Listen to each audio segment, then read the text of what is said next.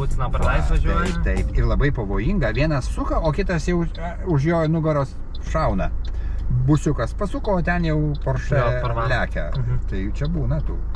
Tas pats iš ten, vat, kur su rodiklė, tai neturėtų važiuoti, jie būna raudonas. O kur rodiklės nėra, tai ten ta vadinama neapsaugota, įvažiuoji, turi praleisti. O būna, kad irgi nevažiuoji, įvažiuoji, matai, kad visi stovi. Tada išvažiuoji.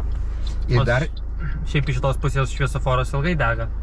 Jau, taip vidutiniškai, normaliai. Tai žinai, jau kai tu įvažiavęs, ten už perėjos, tai tu vis tiek turi pabaigti. Tada pabaigi gražiai, jie leidžia tau pabaigti. Ten spėja. Ir ten geriau mumis už salelės į kairesnę, nes tada jiem nereikia tos dešininių. Tai dar žalės dega, dar įvažiuoji.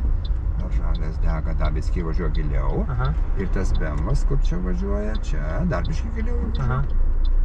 Ir dabar prašauktum, ar ne? O, super. Kairinė geriau, nes jiem paskui ir tos reikia.